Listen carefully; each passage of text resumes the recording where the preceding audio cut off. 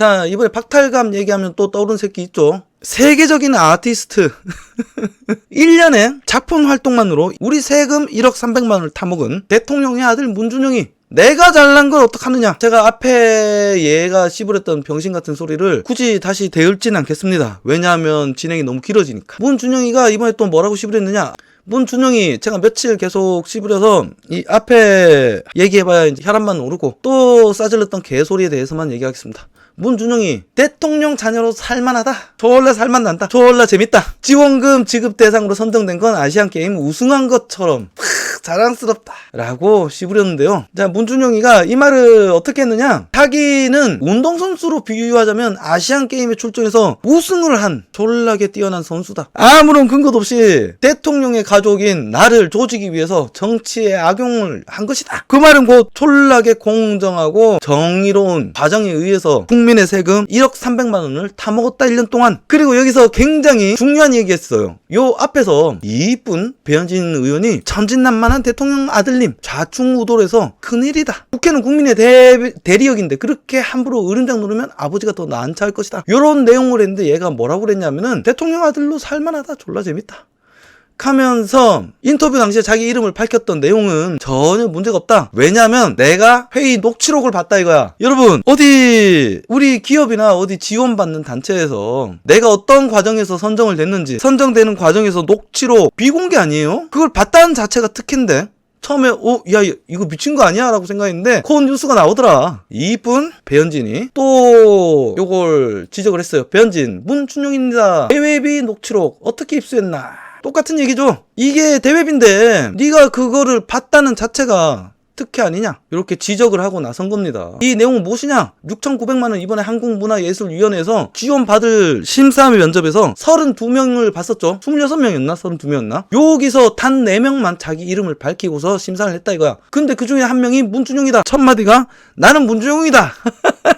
내가 바로 대통령 아들이야. 이러고서 시작을 했다 이거예요. 그런데 그걸 가지고 지적을 하자 나는 그 대외비 문서인 녹취록을 본 사람이다. 봤는데 아무런 문제가 없더라 라고 문준영이가 주장을 했었죠. 그래서 배현진이 우리 이쁜 배현진이 야 이거 본 거 자체가 특혜가 아니냐라고 또다시 지적을 해서 나온 거다. 그리고 문준영이가 자꾸 이런 개소리를 싸지르면서 우리의 복장을 터지게 하는 가장 큰 이유는 국정감사에 어떻게든 나오기 싫어서 여론전을 펼치고 있는 것이다. 저는 그렇게 생각을 합니다. 하지만 문준영이는 대통령 아들이라서 나오는 것이 아니라 우리의 국민의 세금을 받아쳐 묵었기 때문이다. 국정감사라는 게 그렇잖아요. 국가기관이 특정 어떤 일을 잘하고 있는지 그리고 여기에 이제 들어간 우리 세금을 정말 잘 운용하고 있는지 그렇다면 이 세금을 타먹은 문준영이를 증인으로 불러내는 것은 당연한 거고 지가 그렇게 떳떳하고 지가 그렇게 실력이 잘났다 그러면은 그 국정감사에 참여해서 자신의 떳떳함을 밝히는 것은 오히려 자기 아버지 국정 운영에도 굉장히 플러스된 요인인데 왜 이 지랄을 할까?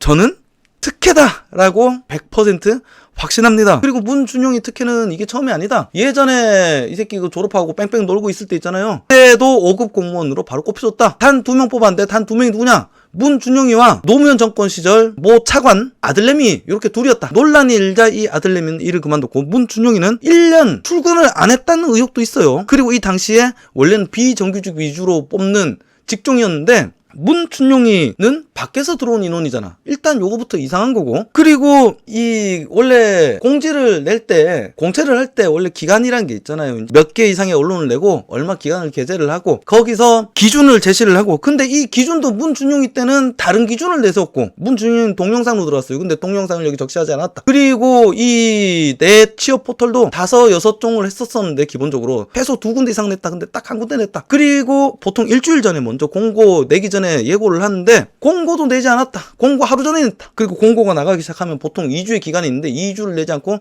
단 6일 만에 접었다. 그리고 무엇보다 문준영이는 여기다가 이력서를 냈는데 이력서 낸 날짜가 공고 마감일 이후다. 저는 문준영이는 이때 이미 특혜를 받았다라고 확신을 합니다. 그리고 이거는 내부에서도 불거졌었죠. 예전에 해경군 김씨에서 이재명이 죽이려고 얼마나 난리를 피웠습니까? 그때 그게 싹 한 방에 싸그러진 사건이 무엇이냐? 이재명이 딱 말해버린 거야. 문준용이 나는 공무원 특혜고 비리라고 확신한다. 요 한마디 하니까 해경군 김씨 이재명에 대한 공격이 싹 멈춰지고 이재명을 방송에도 출연시켜주고 졸라게 띄워주더라. 저는 이 새끼 이런 특혜를 누리는 것이 오늘 내일 일이 아니다. 이것을 누린 게 굉장히 오래되다 보니까 당연하게 생각하는 거다. 그리고 이 새끼가 이 지랄병 떠는 거는 어디 감히 씨발 개돼지 새끼들이 나한테 지랄병을 떠느냐. 주디 닥쳐라. 이런 얘기로 저는 들려서 굉장히 불쾌하고 모스럽다. 그리고 아까 빼먹은 것이 있었는데 얘는 출근하지 않았어요. 비정규직이 지 자리를 뺏겼으니까 박탈당했지. 그래서 비정규직이 시위를 하고 공론화를 하니까 비정규직 청년을 고용을 해줬다. 뒤로 정규직을 시켜줬다. 그리고 또 한 가지는 무엇이냐, 출근 안 했다는 거예요. 경상도 쪽에 근무를 했는데 여기 당시에 이제 담당 관리자가 문준용이는 없었다라고 증언을 했었고, 그리고 문준용이는 출근을 단 한 번도 하지 않고 1년 다니고서 2년 동안 휴직을 내고서 외국을 다녀왔다. 퇴직금은 3년치 모두 챙겨 먹었다. 쩔죠? 졸라게 공정하고 정의로운 문재인 정권이다. 아이고 안녕하세요, 강남리님. 지금 강남리님이 뭐라고 그랬냐면 공감하는 부름이 많다. 박성민 청와대 1급 비서관 임명 처리하는 운동을 합시다. 저도 굉장히 응원합니다. 우리 국민들이 착한 것보다는 멍청한 대깨문들이 많다라고 저는 생각합니다. 그리고 그 멍청한 대깨문들이 사회 활동하면서 그나마 여유가 생긴 3, 40대라는 것이 참 절망스럽다. 왜냐하면 아무래도 이제 자금적 여력이 되고 시간이 되고 이러다 보니까 3, 40대 아줌마들 시간 많잖아. 첫날 만나 온라인으로 문재양 실드 치는 짓거리를 하고 다니는 거다. 댓글로서 공격을 하고 전화로서 문자 폭탄 보내고 요러니까 알게 모르게 사람들이 움츠러들지 않느냐. 요게 첫 번째고, 두 번째는 무엇이냐, 기울어지는 언론 환경이다. 얘들은 반대로 얘기하고 있는데 문재양 정권이 방송을 장악했잖아요. 방송통신위원장 항상혁이를 임명 강행을 했고, 방송통신위원회를 안 치면은 얘들이 문화방송재단 이사장을 임명할 수 있죠. 그럼 얘가 또다시 MBC 사장을 임명하고, 그리고 서울 교통방송 김어준이, 그러니까 MBC, KBS 김어준이 요런 애들이 기어나와서 대한민국 국민들을 상대로 여론전을 펼치는 겁니다. 가짜뉴스로 밝혀진 게 굉장히 많죠. 근데 아직 국민들은 잘 몰라요. 왜냐하면 정치에 일단 관심이 없고 워낙에 저쪽에서 이제 빅마우스 큰 스피커를 갖고 있으니까 알게 모르게 국민들이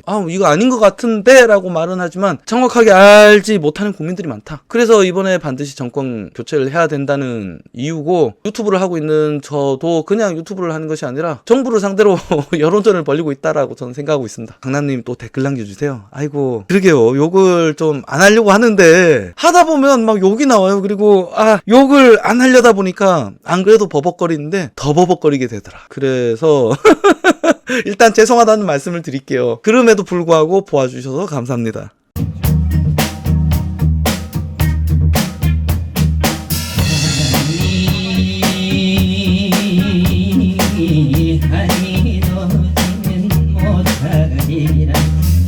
창문을 닫아도 스며드는 달빛, 마음을 달래도 파고드는 사랑, 사랑이 달빛이냐.